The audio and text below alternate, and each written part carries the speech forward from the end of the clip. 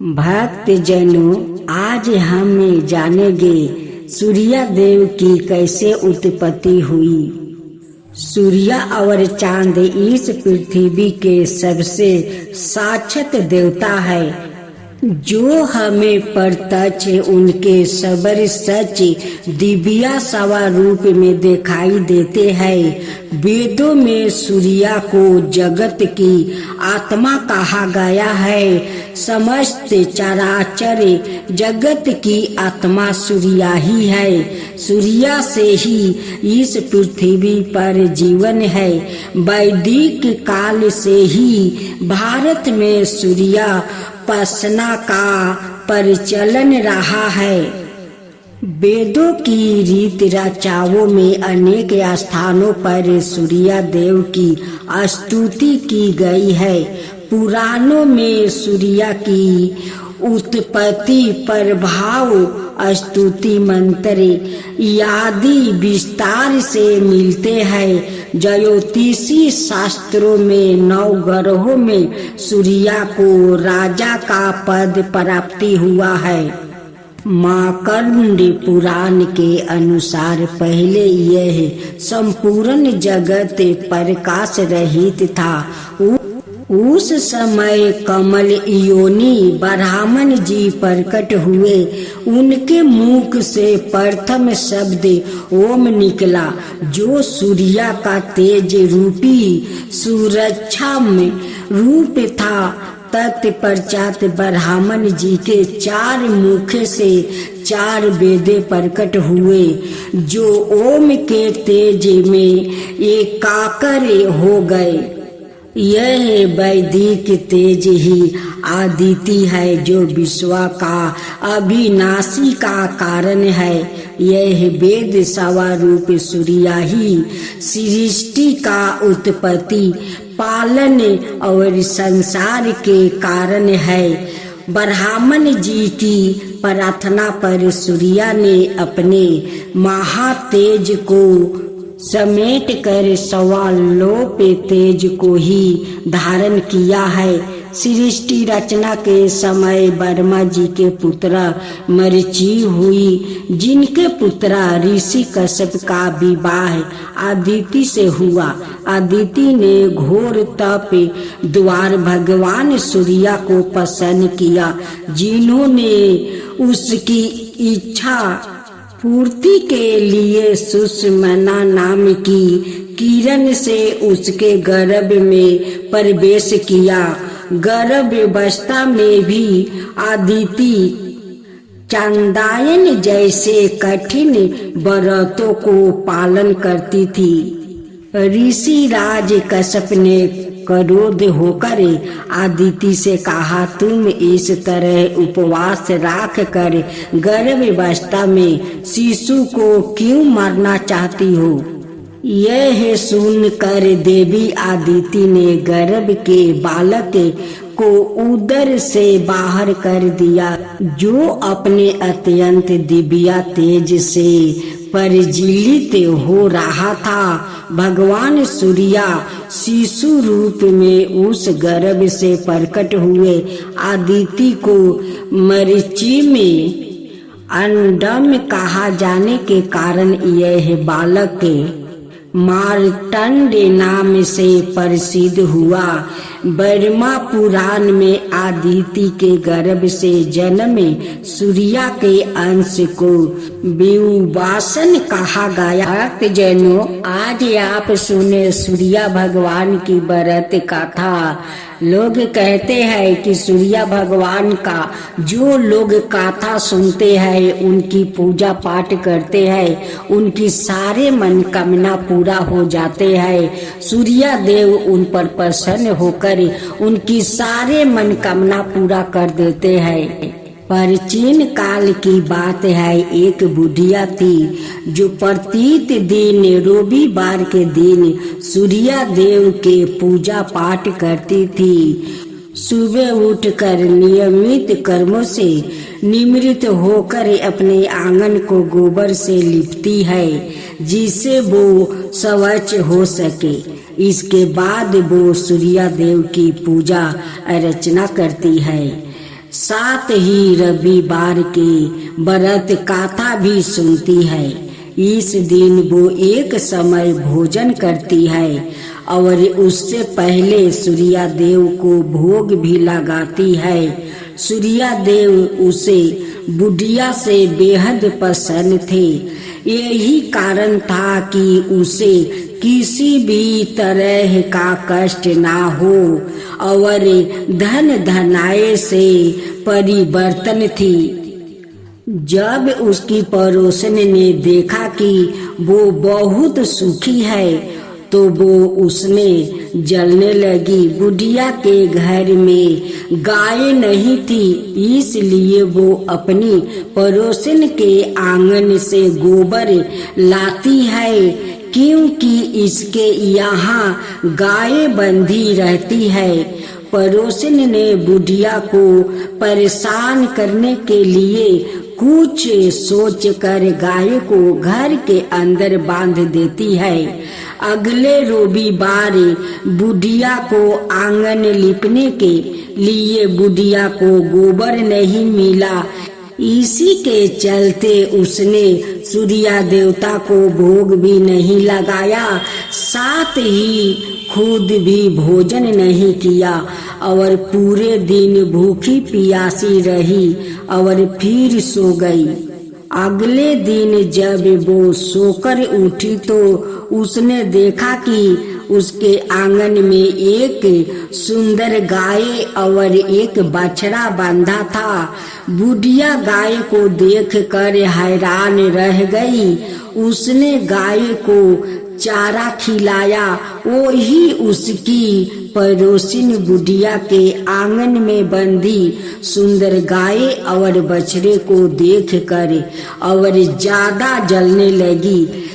पड़ोसन ने उसकी गाय के पास सोने का गोबर पारा देखा तो उसने गोबर को वहां से उठाकर अपनी गाय के गोबर के पास रख दिया। सोने के गोबर से पड़ोसन ने कुछ ही दिनों में धनवान हो गई।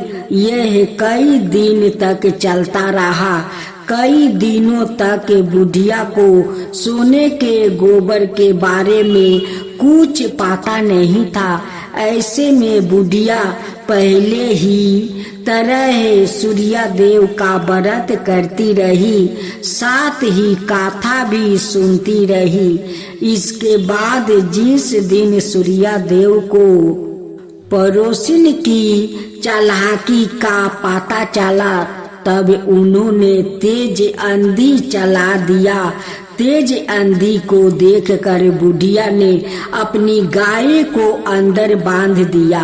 अगले दिन जब बुढ़िया उठी तो उसने सोने का गोबर देखा, तब उसे बेहद खुशी हुई। तब से लेकर आगे तक उसने गाय को घर के अंदर ही बांधा। कुछ दिनों में ही बुढ़िया बहुत धनी हो गई। बुढ़िया की सुखी और धन देखकर पड़ोसिन और जलने लगी। पड़ोसिन ने उसने अपने पति को समझा बुझा कर उसे नगर के राजा के पास भेजा।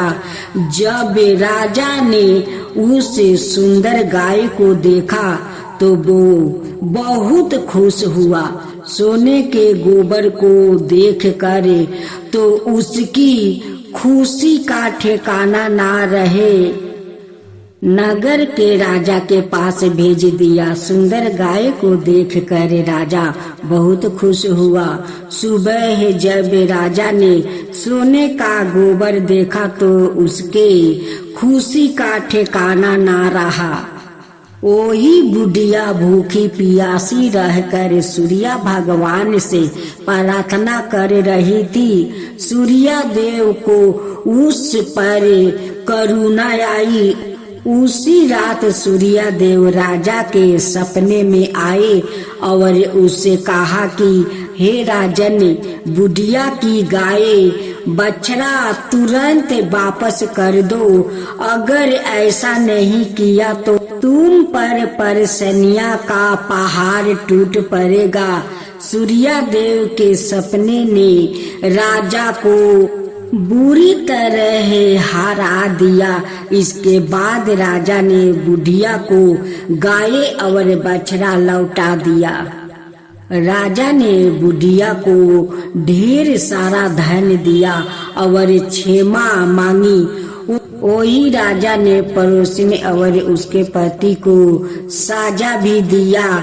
इसके बाद राजा ने पूरे राज्य में घोषणा करवाई कि रविवार को हर कोई व्रत किया करे। सूर्य देव का व्रत करने से व्याकृत धन धनाय से परिपूर्ण हो जाता है, साथ ही घर में खुशहाली भी आती है। सूर्य भगवान की जय हो, सूर्य भगवान की जय हो। यमराज भगवान की जय हो, यमराज भगवान की जय हो। एक महिला से यमराज ने कहा कि मैं तुम्हारे प्राण लेने आया हूँ, मैं तुम्हारा थोड़ा समय देता हूँ। अपनी किस्मत बदलने के लिए इस पुस्तक में जो चाहे लिख दो, वो ही हो जाएगा।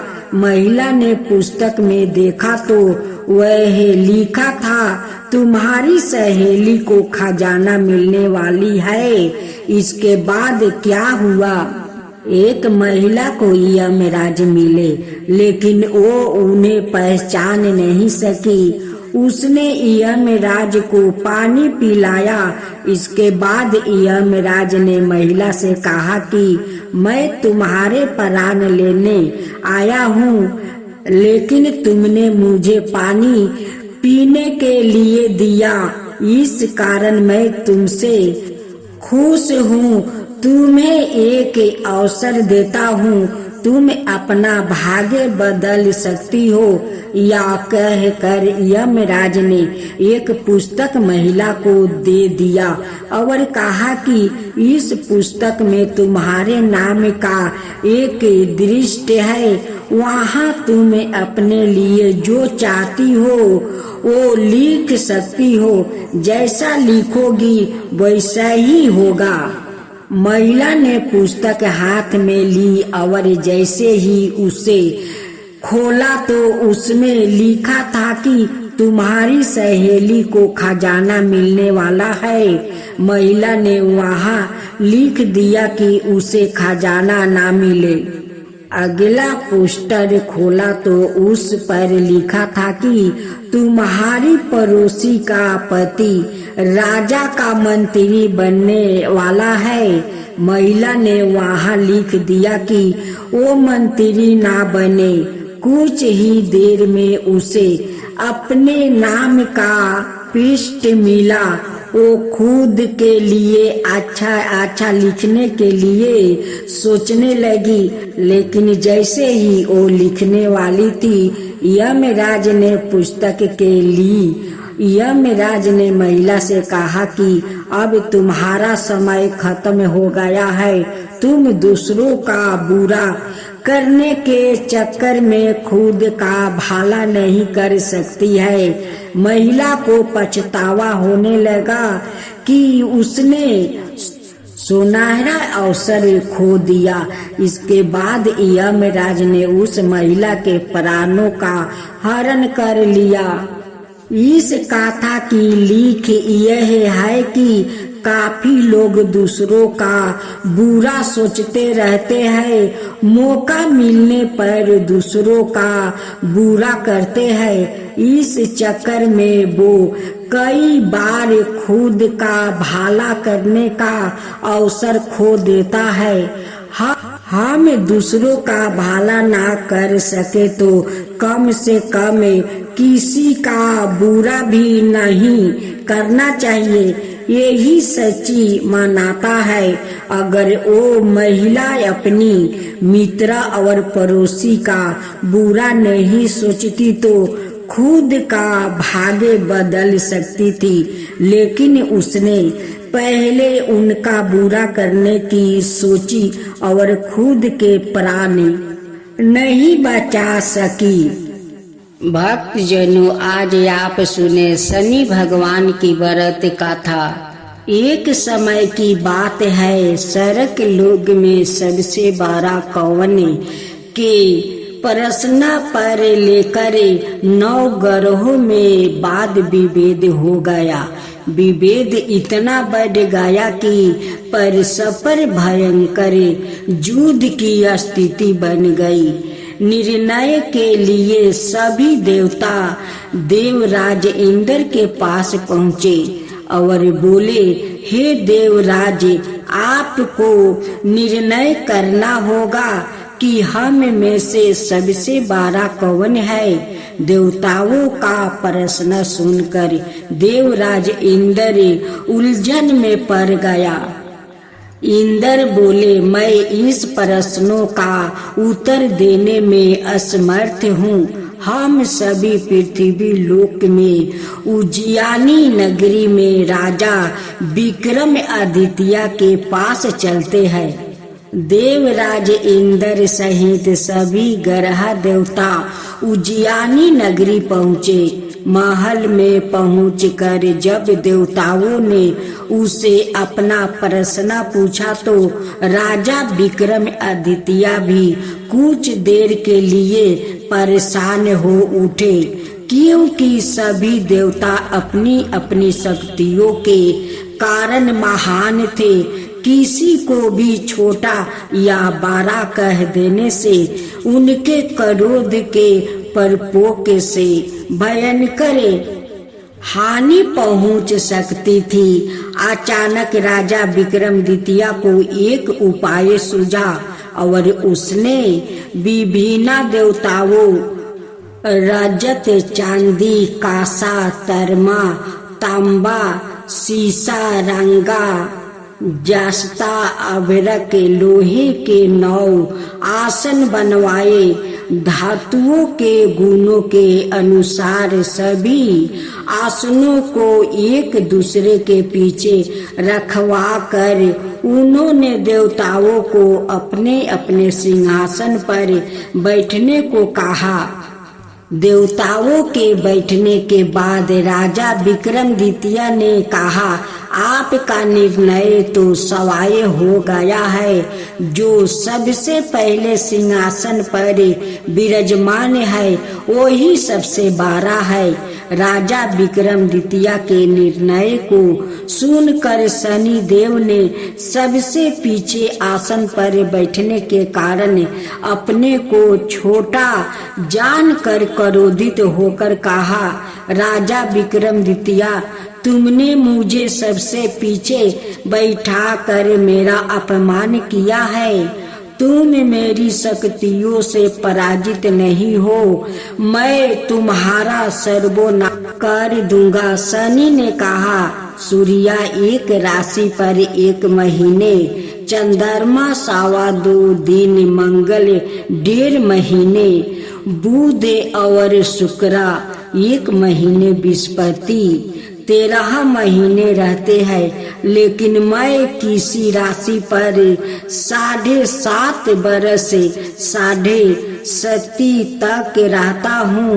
बड़े बड़े देवताओं को मैंने अपने प्रकोप से पीड़ित किया हूँ।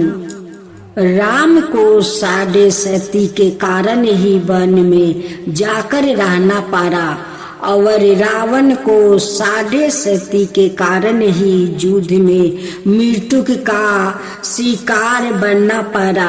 राजा, अब तू भी मेरे प्रकोप से नहीं बच सकेगा। उसके बाद अन्याय ग्रहों के देवता तो प्रसन्नता के साथ चल गए, परंतु शनि देव बड़े क्रोध के साथ वहां से विदा हुआ। राजा विक्रमादित्य पहले की तरह ही अन्याय करते रहे। उनके राज्य में सभी स्त्री पुरुष बहुत आनंद से जीवन यापन कर रहे थे। कुछ दिन ऐसे ही बीत गया। उधर शनि देवता अपने अपमान को भूले नहीं थे। विक्रमादित्य से बदला लेने के लिए एक दिन शनिदेव ने घोड़े के व्यापारी का रूप धारण किया और बहुत से घोड़ा के साथ उज्जैनी नगरी पहुँचे। राजा विक्रमादित्य ने राज्य में किसी घोड़े के व्यापारी के आने का समाचार सुना तो अपने अश्वपाल को कुछ घोड़े खरीदने के लिए भेजा। घोड़े बहुत कीमती थे। अश्वपाल ने जब वापस लौट कर इस संबंध में बताया तो राजा विक्रमादित्य ने सवाए आकर एक सुंदर और शक्तिशाली घोड़े को पसंद किया। घोड़े की चाल देखने के लिए राजा उस घोड़े पर सवार हुए तो वो घोड़ा बिजली की गति से दौड़ पड़ा।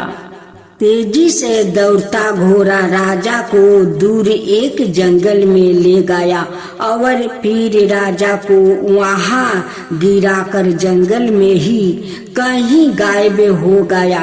राजा अपने नगर को लौटने के लिए जंगल में भटकने लगा, लेकिन उन्हें लौटने का कोई रास्ता नहीं मिला।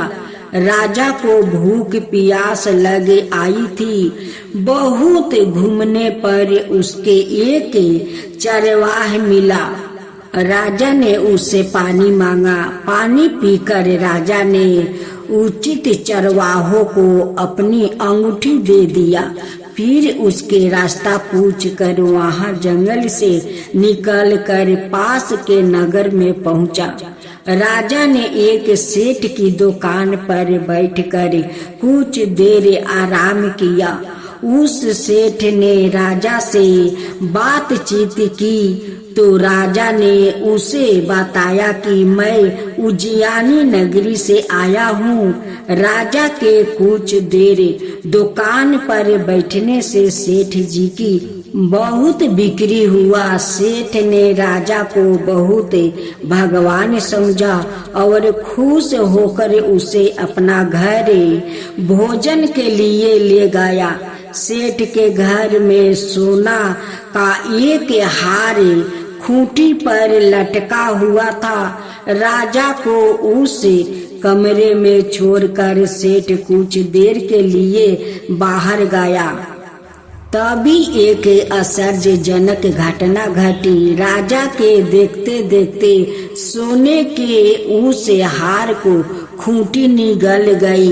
सेठ ने कमरे में लौट कर हार को गायब देखा तो चोरी का संदेह राजा पर ही किया, क्योंकि उस कमरे में राजा ही अकेला बैठा था। सेठ ने अपने नौकरों से कहा कि इस परदेसी को रस्सियों से बांधकर नगर के राजा के पास ले चलो।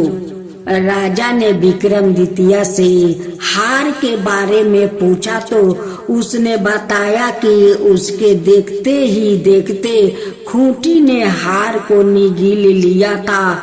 इस पर राजा ने क्रोधित होकर चोरी करने के अपराध में विक्रमादित्य के हाथ पांव कटवाने का आदेश दे दिया। राजा विक्रमादित्य के हाथ पांव काट कर उसे नगर की सड़क पर छोड़ दिया गया। कुछ दिन बाद एक तेली उसे उठाकर अपने घर ले गया और उसे अपने केलू पर बैठा दिया। राजा आवाज देकर बैलों को हाँकता रहता। इस तरह तेली का बैल चलता रहा और राजा को भोजन मिलता रहा। शनि के प्रकोप की 7.5 पूरी होने पर बरस ऋतु प्रभाव हुई। राजा विक्रमादित्य एक रात मेघ मल्हार गा रहा था कि तभी नगर के राजा की लड़की राजकुमारी मोहिनी रथ पर सवार उसे तेली के घर के पास से गुजरी। उसने मेघ मल्हार सुना तो उसे बहुत अच्छा लगा और दासी को भेजकर गाने वाले को बुला लाने की कही।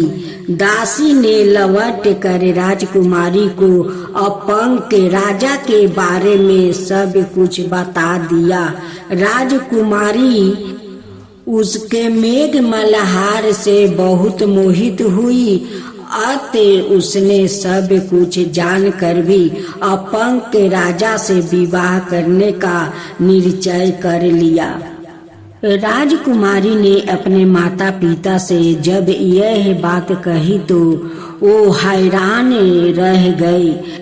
रानी ने मोहिनी को समझाया, बेटी तेरे भाग्य में तो किसी राजा की रानी होना लिखा है, फिर तू उस अपंग के साथ विवाह करके अपना पाँव पर कुल्हाड़ी क्यों मार रही है। राजकुमारी ने अपनी जिद नहीं छोड़ी। अपनी जिद पूरी करने के लिए उसने भोजन करना छोड़ दिया और प्राण त्याग देने का निश्चय कर लिया। आखिर राजा रानी को विवश होकर अपंग विक्रमादित्य से राजकुमारी का विवाह करना पड़ा। विवाह के बाद राजा विक्रमादित्य और राजकुमारी तेली के घर में रहने लगे। उसी रात सपने में शनिदेव ने राजा से कहा, राजा तुमने मेरा परपोक देख लिया। मैंने तुम्हें अपना अपमान का दंड दे दिया है। राजा ने शनिदेव से क्षमा करने को कहा और प्रार्थना की, हे शनिदेव, आपने जितना दुख मुझे दिया है अन्याय किसी को ना देना। शनिदेव ने कुछ सोचकर कहा, राजा मैं तुम्हारी प्रार्थना स्वीकार करता हूँ। जो कोई स्त्री पुरुष मेरी पूजा करेगा, शनिवार को व्रत करके मेरी व्रत कथा सुनेगा, उस पर मेरी अनुकंपा बनी रहेगी। प्रात काल राजा विक्रमादित्य की नींद खुली तो अपने हाथ पांव देख कर राजा को बहुत खुशी हुई। उसने मन ही मन शनिदेव को प्रणाम किया। राजकुमारी भी राजा के हाथ पांव सही सलामत देखकर आश्चर्य में डूब गई। तब राजा विक्रमादित्य ने अपना परिचय देते हुए शनिदेव के परपोक की सारी कहानी सुनाई। सेठ को जब इस बात का पता चला तो दौड़ता हुए तेली के घर पहुंचा और राजा के चरणों में गिरकर क्षमा मांगने लगा। राजा ने उसे क्षमा कर दिया, क्योंकि यह सब तो शनिदेव के परपोक के कारण हुआ था। सेठ राजा को अपने घर ले गया और उसे भोजन करवाया। भोजन करते समय वहाँ एक आश्चर्यजनक घटना घटी। सबके देखते देखते उसी खूंटी ने हार उगील दिया। सेठानी ने अपनी बेटी का विवाह भी राजा के साथ करा दिया और बहुत से स्वर्ण आभूषण धन आदि देकर राजा को विदा किया। राजा विक्रमादित्य राजकुमारी मोहिनी और सेठ की बेटी के साथ उज्जैनी पहुँचे तो नगर वासियों ने हर्ष से उनका स्वागत किया। अगले दिन राजा विक्रमादित्य ने पूरे राज्य में घोषणा करवाई कि शनिदेव सब देवों से सर्वश्रेष्ठ है। प्रत्येक स्त्री पुरुष शनिवार को उनका व्रत करे और व्रत कथा अवश्य सुने। राजा विक्रमादित्य की घोषणा से शनिदेव बहुत प्रसन्न हुए। शनिवार का व्रत करने और व्रत कथा सुनने के कारण सभी लोग की मनोकामनाएं शनिदेव की अनुकंपा से पूरी होने लगी। सभी लोग आनंद पूर्वक रहने लगे। शनिदेव की जय हो, शनिदेव की जय हो। भक्त जनों, अब हम लोग आरती सुनते हैं। जय जय शनिदेवा, सामयंग विक्रमी दृष्टि चतुर्भुजधारी, नीलंबर धारण नाथ गजा की असवारी। जय जय श्री शनिदेव, विकट मुटुक शिशिराजित दीपत है लीलारी। भक्तन की माला गले शोभित बिहारी। जय जय श्री शनिदेव। मोदक मिष्टन पान चढ़े है सुपारी, लोहा तिल तेल उर्दी महिषी अति प्यारी। जय जय श्री शनिदेव। देवदनु ऋषि मुनि सुमिरत नर नारी, विश्वनाथ धरत ध्यान शरण है तुम्हारी। जय जय श्री शनिदेव, भक्तन के हितकारी। जय जय जय शनिदेव। भक्तों जनों, आज आप सुने बाहु देवता की व्रत कथा। पृथ्वी पर मनुष्य और स्वर्ग में देवता रहते हैं। मनुष्य अब जीते जी स्वर्ग नहीं जा सकते, पर अत्यंत प्राचीन काल में एक समय ऐसा था जब देवता तो पृथ्वी पर आते ही थे। मनुष्य भी जब चाहे स्वर्ग में आ जा सकते थे। उन दिनों एक नारद मुनि थे। वो हमेशा घूमते ही रहते थे। वो कभी स्वर्ग में तो कभी पृथ्वी पर जिस तीस के पास बैठे गप्पा लगाया करते थे। एक दिन शाम के समय नारद जी स्वर्ग में बाहु देवता के घर आए। बाहु देवता ने उन्हें कमरा खोलकर बड़े आदर से बैठाया। कमरे की खिड़की खुली हुई थी। नारद जी ने खिड़की से बाहर दृष्टि दौड़ाई। थोड़ी दूरी पर उन्हें एक टीला दिखाई दिया, जिसके कारण टीले के दूसरी ओर का दृष्टि दिखाई नहीं देता था। नारद जी ने बाहु देवता से कहा, तुम तो बहुत बलवान हो और मशहूर हो। तुम जब चलते हो तो धक्का मार कर बड़े बड़े पहाड़ गिरा देते हो। क्यों तुम अपनी खिड़की के सामने खड़े इस जरा सा टीले को नहीं गिरा सकते हैं? बाहु देवता ने कहा, आप यही बैठे, मैं उसे अभी गिराकर वापस आता हूँ। यह कहकर वो बड़ी तेजी से कमरे के दरवाजे से बाहर निकल गया और उसी ओर को चलने लगे जिधर वो टीला खड़ा था। उन्होंने तेजी से जाकर टीले पर जोर का धक्का मारा, पर वो सट से मस नहीं हुआ। बाहु देवता उस पर बार बार धक्का मारने लगे, किंतु टीले पर कोई असर नहीं हुआ। ऐसी हार का सामना तो उन्हें पहले कभी नहीं करना पड़ा था। उन्हें सिर से पैर तक पसीना आ गया। नारद जी यह सब खिड़की में से देखे रहा, मन ही मन हंस रहे थे। टीले के शिकार पर गरुड़ नाम का एक बड़ा सा पंछी बैठा हुआ था। उसने अपने दोनों पंखों को पसार कर तीले को मजबूती से दबा रखा था।